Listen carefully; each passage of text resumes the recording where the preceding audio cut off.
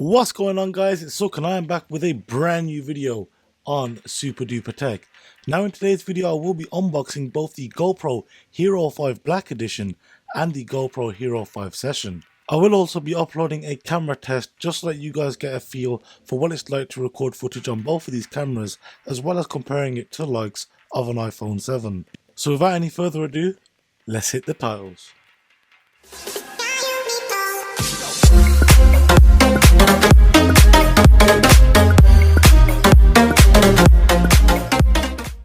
Now the first of these cameras I will be unboxing today happens to be the GoPro Hero 5 Session. Now this is the cube-shaped camera which does retail for approximately £250 over here in the UK. Taking a closer look at the packaging, we do get a look at some of the key features of this camera. Now the first of these features is that the camera itself is capable of taking 10 megapixel stills. You are also able to record 4K video at 30 frames per second, or 1440 at 60 frames, or even 1080p at 90 frames per second. And this model in particular is also waterproof to a depth of around 10 meters. Now as this model does not have a touchscreen, it does rely on two buttons.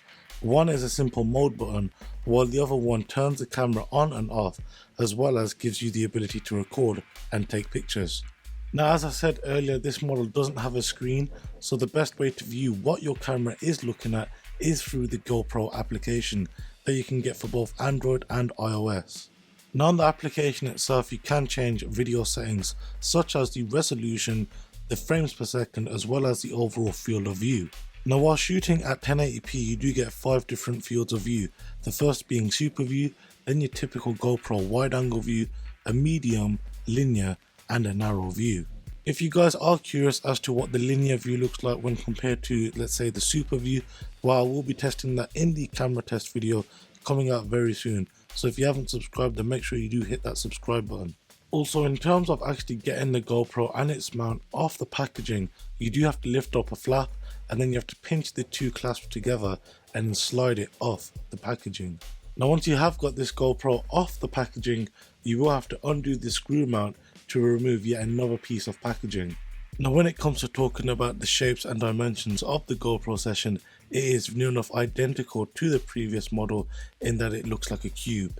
Now taking a closer look at the back of the device, you do see the single mode switch which will be used to toggle through the different modes. So popping the Session 5 off to the side, we do get a quick look at what comes included in the box. And the first thing that does come included in the packaging is of course your documentation. The first of these is your user manual / setup guide. Now this is in two languages, being English and Swedish, and gives you details on how you can mount the GoPro to different things, as well as information on the desktop and mobile application. Next up, you do get 3 GoPro branded stickers, followed up by your important information such as your warranty details as well as safety instructions for the GoPros. Further inspection of the packaging does reveal a few included accessories. The first of these accessories that does come included is an adhesive mount. Now you do get 2 of these, one is a curved one and one is a flat one, giving you the versatility to mount it on either a helmet or on a flat surface. And lastly, you do also get your charge and sync USB Type-C cable. Now this cable does have an approximate length of around 50 centimeters. The GoPro Session already comes with the mount and frame already installed. Now this is just how you have to undo it. Just take off a latch and undo a screw and pop the camera out of the casing. Now as you see on the back of the GoPro Session 5, you do have a single mode switch which is used to toggle through the different modes that are available with this camera. Spinning the GoPro around and having a look at the other side, you do see a little latch. Now pulling on this does release a little door, and from here you'll be able to input your SD card as well as your USB Type-C cable, which once again will be used to charge up the GoPro as well as transfer data. And taking a closer look at the top of the device, you do get a simple LED screen as well as a shutter button which doubles up as a menu option button to select the menu. And the LCD screen is only used to toggle through the different modes and menus on this GoPro, and it's not like a viewfinder which you would see on the GoPro Hero 5 Black Edition. Talking about the GoPro Hero 5 Black Edition, as you see, the packaging that is used is near enough identical to that of the Hero 5 Session. Now there are quite a few differences between the Hero 5 Black Edition and the Session. The first of these being that the Hero 5 Black Edition does have a 12 megapixel sensor versus the 10 megapixel on the Session 5. Also, the frame rates when recording at 1440 and 1080p are increased from 60 and 90 on the Session to 80 and 120 on the Black 5. Of course, one of the main features of the Black Edition is that it does have a touch display. Now this display can be used for a variety of things. Of course, the main reason as to why you would be using this touchscreen is as a viewfinder to check what the camera is actually recording. Of course, there are many different ways and reasons as to why and how you would use this touchscreen.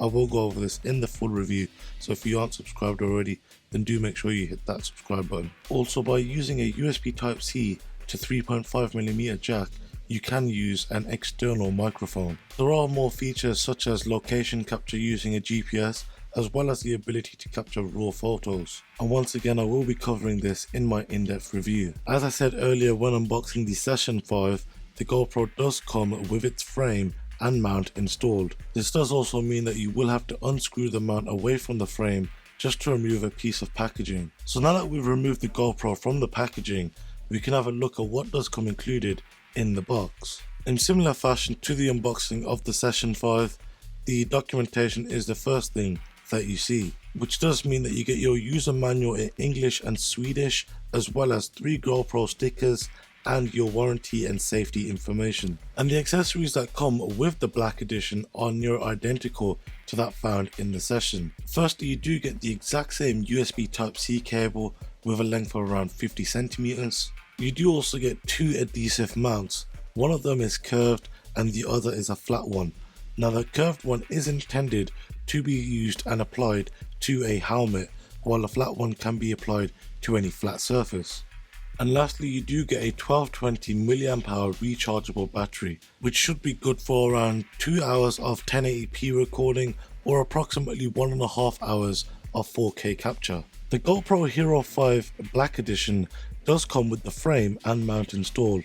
Now to take off the frame, all you have to do is undo a latch and pop the camera out of the frame. Taking a quick look at the front of the device, you do see the wide angle lens as well as the LCD display. This display serves one function very much like the display found in the Session, and that only gives you details on how you are capturing your pictures or video. The main interaction and the way that you change the way that you record or take your pictures is using the display on the back. And the door at the bottom of the device is where you'll actually place your battery as well as input your SD card to capture your recordings. There are also 2 input ports on this GoPro Hero 5 Black Edition.